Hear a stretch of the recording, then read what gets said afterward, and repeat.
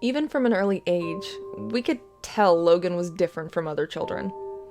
He didn't babble, make eye contact, or acknowledge other people very often, so it wasn't particularly shocking when he was diagnosed with autism spectrum disorder.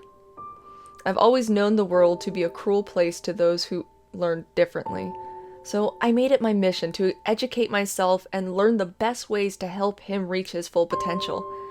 Within a few months, Logan was enrolled in various early intervention services, speech therapy, occupational therapy, sensory integration therapy, physical therapy, and a preschool program for children with disabilities. Our time became heavily scheduled to fit everything, but while it stressed me out, Logan seemed to thrive. With his strict schedule and therapies, he started making huge gains in every aspect of his life, except communication.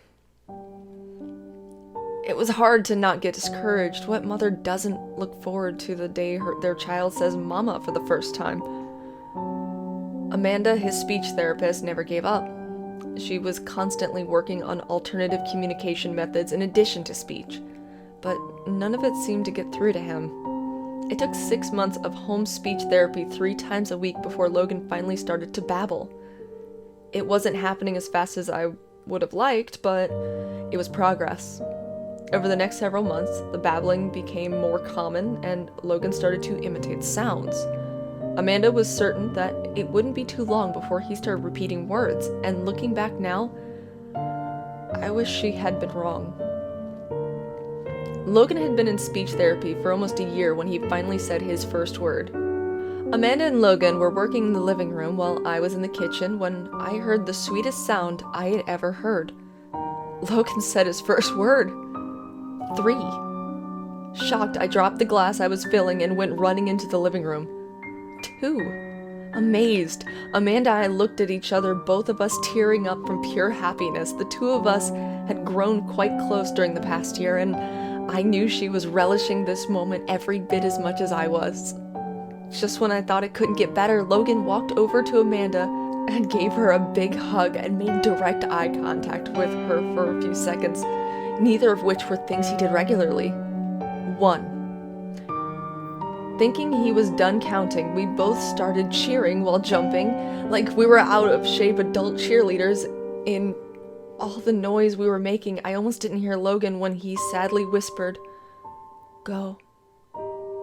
Amanda instantly collapsed. Concerned, I called out to her, asking if she was alright, but she didn't answer. She'd never answer me again. 7 minutes.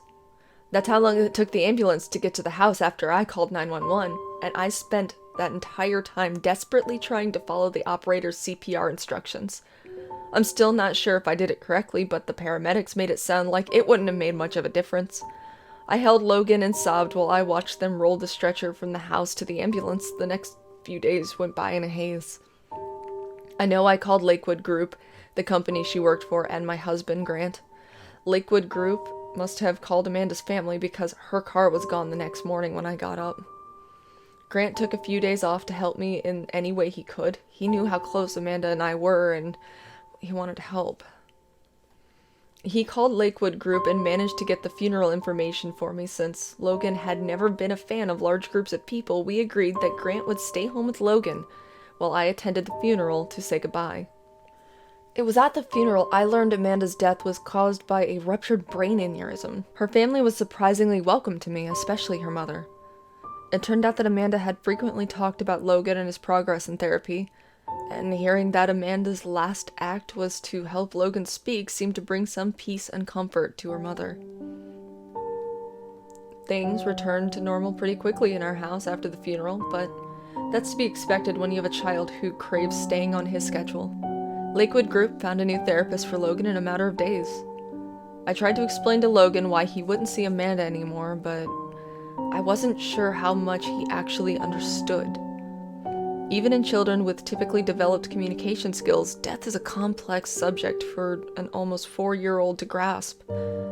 Daniel, the new therapist, was great with Logan, but still, Logan hadn't spoken since his last session with Amanda. At first I thought he just needed time to warm up to Daniel, but after a month with no further progress, I began to worry that he'd been traumatized by the events of that day. I had spent so long waiting to hear his voice, and I was terrified I might not get to hear it again. I would find out later I was right to be terrified. I was just terrified of the wrong thing. Saturday was Grant's birthday, and we had made plans to meet with his parents for dinner. Seeing as it was a beautiful day, I took Logan to the park that afternoon while Grant stayed home to set up the new computer that I'd given him. The park was a bit busier than usual, but we were lucky and found an open swing. Logan always loved swinging and made a beeline for the swings the second we got there. He had been on them for quite a while, and there weren't many swings on the swing set, so when I noticed some other children seemed to be waiting for a turn, I told Logan it was time to get off. I had already begun to prepare for the meltdown that usually occurred when something like this happened, but it never came. Instead, Logan calmly walked over to the sandbox. I told him how proud I was of him for sharing and made a mental note to brag about how well he handled the situation during dinner that night. I was sitting on the bench closest to Logan watching the children that had taken over the swing set. They were taking turns seeing how far they could launch themselves from the swing, marking where they landed with lines in the mulch. I remember playing games like that in my childhood, and for a moment, the fear that Logan might not get to experience that distracted me. I almost didn't hear him. 3, 2, 1, go. A boy that looked to be a couple years older than Logan just launched himself from the swing. I don't know if it was intentional or an accident, but his body started to roll back while he flew through the air as if he was attempting to do a backflip. I watched in horror, realizing he wasn't going to be able to make it all the way around before landing. Involuntarily, I closed my eyes as he hit the ground, but I didn't need to see it to know he didn't land the flip. The sickening crunch and chorus of high-pitched screams were enough to paint the picture. Maybe it was just a parental instinct that sent me running towards the swing set despite my modest first aid skills, but once I got there, I quickly saw there was nothing I could do to help him. He was face down, but his body was laying across the back of his head, chest up. It was as if he had been folded over at the neck. I couldn't move. I just stared at his lifeless body surrounded by screaming children. After what felt like an eternity, the boy's mother had made her way to the swing set. I knew she was his mother by her anguished cry. The kind of sound that can only be made by a parent that had just lost their child. Somebody must have called for an ambulance because the sound of sirens is what finally snapped me from my trance. I suddenly felt like I was intruding on a private moment not meant for me, so I grabbed Logan and took him home, the sound of that woman's cries echoing in my mind the whole way home. When we got home, I told Grant what happened in the park. He comforted me the best he could and asked if I wanted to stay home while he took Logan to meet up with his parents. I wish I'd taken him up on that offer, but I didn't want to be alone replaying the afternoon's events in my head. That evening, we all went to Grant's favorite restaurant, and I did my best to put that afternoon's events out of my mind. Grant's parents spent most of the evening encouraging Logan to speak again, but he was much more interested in eating his chicken nuggets than talking. Just when I had begun to relax and enjoy myself, Logan started counting down again, much to the delight of Grant and his parents. 3, 2, 1, go! Our entire table cheered for Logan, congratulating on him doing such a good job, but the sound coming from the opposite end of the restaurant were a different kind. It wasn't the loud, boisterous sounds that you might normally hear in a restaurant. Instead, it was the crashing of glass and screaming of panic and shock. My head immediately turned toward the sound, and before I knew it, I got up to see what was happening. Up until this moment, I had rationalized that afternoon of the previous times, but I knew that if it had happened again, I wouldn't be able to do that anymore. I was so wrapped up in my thoughts I didn't notice Grant had followed me until I heard his gasp as we made our way through the crowd. My mind seemed unable or unwilling to fully grasp what was happening. The smell was the first thing I noticed. I had never realized that blood could have a distinct smell. The copper scent was so strong I could almost taste it, as if I had pennies sitting on my tongue. A full tray of broken dishes lay near her head, broken glass with bright red splashes, and the pool of blood surrounding her body seemed to be growing. Several people were around her, covered in blood, trying to help. I recognized the CPR compressions one man was doing from my attempt to help Amanda, and another man was holding what appeared to be a red tablecloth against her throat. Grant took my hand and I followed him back to our table wordlessly, the whole time wondering if Logan's counting was somehow to blame for her unfortunate accident. The next day, there was an article in the paper about the waitress. Her name was Ashton, and she left behind 2 little girls. I found myself feeling incredibly guilty, but decided that I couldn't confide in Grant about my suspicion that Logan's counting was somehow connected to the deaths that occurred afterwards. I sounded crazy even to me, and I was the one thinking it. Instead, I decided to throw myself into helping Logan learn new words, hoping that once he had mastered full communication, this awful situation would just somehow end. But that's not how the world works. Awful, tragic things don't stop happening just because you want them to. And unfortunately for us, Grant and I would see many more awful things. It'd been a month since Grant's birthday dinner, and we hadn't heard a word out of Logan that entire time. Which is why we were both shocked to hear him while we were out grocery shopping. 3, 2, 1, go. Neither of us had ever discussed our thoughts on the strange occurrences every other time Logan had spoken, but it was hard to not notice. We were each nervously looking around. We exchanged a small chuckle once we realized what we were doing and that everyone around us seemed to still be going about their business. Grant took Logan over to the toy aisle to pick out a toy as a reward, and I headed to the checkout. I didn't notice the commotion by the door until I was putting the groceries on the conveyor belt.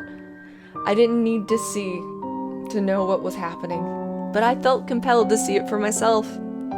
I was filled with a sense of dread as I made my way through the crowd. The paramedics were already there, loading an elderly man onto the stretcher. I felt numb as I walked back to the aisle where I had left our groceries.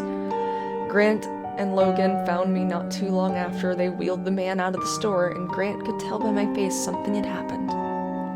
When we got home, we put on Logan's favorite movie while we stepped into another room to discuss what just occurred. Neither of us wanted to talk about what had happened in front of Logan. It was a relief to finally say out loud what had been worrying me for so long now. And even more of a relief to hear Grant had the same concerns. Unfortunately, neither of us knew what to do about it. We didn't think Logan was intentionally doing anything to harm other people, and we weren't sure if Logan was the cause of the deaths, or if he was just somehow knew that they would happen. Both scenarios seemed equally impossible. We briefly considered taking him out of speech, but since he mostly spoke outside of speech, there didn't seem to be much of a point. We talked in circles, but never found a solution for our unique situation. Only a few days had passed after the incident at the grocery store, and I was taking Logan to go visit my grandmother. I'll admit, I was a little apprehensive about taking him out, but I decided I couldn't let that cause me to deprive him of the people in his life who loved him. We left the house a little later than I would have liked and got stuck in the after-work traffic. I was focused on driving, so I didn't see what caused it, but out of nowhere, Logan started screaming his head off. He had always loved riding in the car, so I was completely unprepared for a meltdown while driving. I was trying to split my attention between calming him down and keeping an eye out for the impatient drivers that always seemed to cut into the lane at the last possible second. Nothing I said was having a calming effect on Logan. If anything, it was only getting worse. He had started banging his head on the side of the car seat and fidgeting with the little straps holding him in the seat. In the rearview mirror, I saw him manage to unbuckle himself, so even though we were only 2 lights away from our turn, I immediately pulled into the nearest place on our side of the road. I had pulled into a gas station and parked the car in one of the pumps, and I walked around to the side his car seat was on, and Logan jumped into my arms, squeezing me tightly around the neck. I was shocked by this random display of affection. Normally he hated to be touched following a meltdown. I hugged him back, wondering what had him so out of sorts. When he whispered in my ear, 3, 2, 1, go. The sound of screeching tires and crunching metal were deafening. I looked over and saw that a semi-truck had ran the red light, causing several cars to crash. I saw half of what looked like the car that had been behind us sticking out from under the truck. The other half was crushed beneath the wheels. At that moment, it dawned on me. We could have been that car had I not pulled over. I was shaking too much to be able to drive, so I stood there hugging Logan back with a ferocity that only a worried mother could muster. During the last 6 weeks, Logan spoke on 11 separate occasions. All of those times ended with at least one person dying, except for the time the carousel roof collapsed at the zoo that resulted in the death of several children. We didn't stay long enough to find out exactly how many children died that day. Most days, Grant and I handled these situations to the best of our abilities, although days like the zoo weigh heavily on both of us. We try not to let Logan see the devastation that inevitably follows every time he speaks. No child needs to be exposed to that. We don't get much warning, and we never know who will be next. But Grant and I continue to hope we will find a way to warn whoever Logan is counting down for. So far, we've been unsuccessful. That's why I'm telling all of you now. Please, if you see a child who is obviously different, don't laugh at his noise-canceling headphones or whisper amongst yourselves when he has a meltdown in public. And, if he speaks, listen to what he has to say. Because he could know more than you could possibly comprehend. Your life may depend on your ability to look past his differences and see the value and wisdom he has to offer.